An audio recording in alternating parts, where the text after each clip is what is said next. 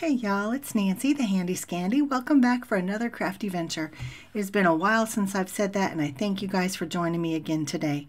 We're just going to jump right on into this cute slimline card featuring the Puppy Dog Kisses stamp set, which is a new release from Whimsy Stamps this month. In fact, all the products I'll be using today are from Whimsy.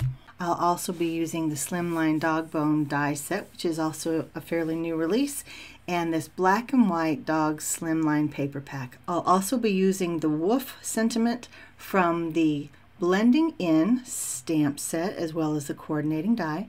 And you can see that I have stamped this and die cut it with my little tabletop machine. I did it 3 times.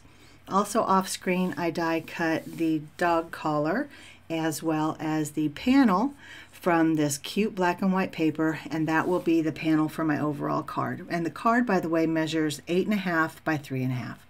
You can see I'm kind of auditioning my elements as I typically do, trying to figure out what my design is going to be like. I have an idea in my head. Already at this point, I'm struggling to make that idea come to fruition, and sometimes that's just the way it works. Not everything can be a masterpiece, right? But in the spirit of showing ourselves grace and acceptance and knowing that we are enough just as we are, I just persevered, and I think in the end it's a super cute card, but you tell me. So here I am mounting my 3 woofs. So the dog is saying woof, woof, woof, of course. And the woofs are mounted at different heights. So one is glued straight down, then there's a thin foam adhesive, and then a little bit thicker. It just adds a little bit of interest and layer and texture. And so you can see that I have stamped my cute little puppy dog images and I'm coloring them up. This is sped up ×3. I do not color this quickly. No one does. And if you are one that watches many crafting videos, you know that many of us tend to speed up our coloring. And yeah, because real time is kind of excruciating to watch. Anyway, I am using my Arteza Everblend Ultra markers. This is the tropical set. I've said before, these were gifted to me at Christmas, and I really love them. I'm having a good time with them. The tip on this marker is more of a bullet tip, which I guess is very similar to a Copic. I don't have Copics, but it flicks really well. So in my coloring, I'm flicking, flicking, flicking, going from light to dark and back the other way, dark to light, and I'm flicking and I'm blending and I'm flicking and I'm blending until I get it the way I want it. I am trying to give like the idea of fur on this one, and the other dog is kind of a peachy color, kind of peachy pink. And yeah, just doing this the same type of coloring, back and forth, light to dark, dark to light.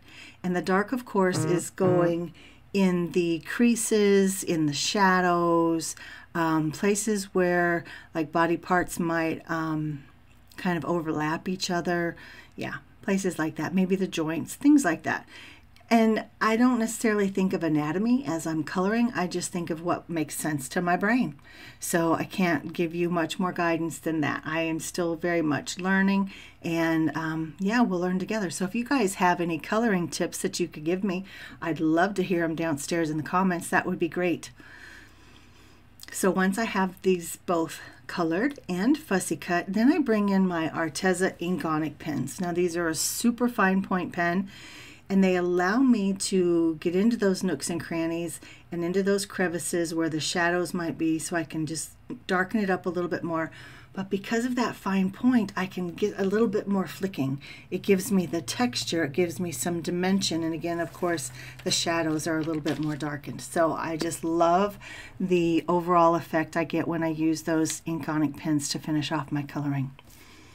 Now, as I go to actually assemble the card, there's something about it that's still just not sitting quite right in my brain. Off screen, I stamped out the word friend and I cut it out with the ATC antique frames and love it, but it just takes up a little bit too much visual space with that frame.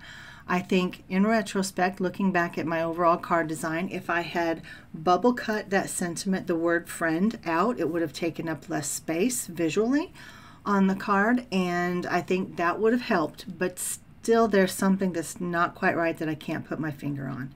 So here I'm putting the word hi, which was die cut from the Cutie ABC dies, which I love. I love the juxtaposition of the 2 different fonts. I think it's super sweet.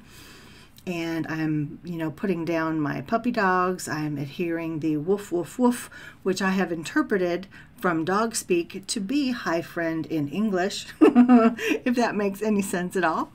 But yeah, so here is my card, guys. I've got it all done. There's something still not quite right about it, but I'm all about acceptance right now, accepting myself for who I am and for what I do without being overly critical.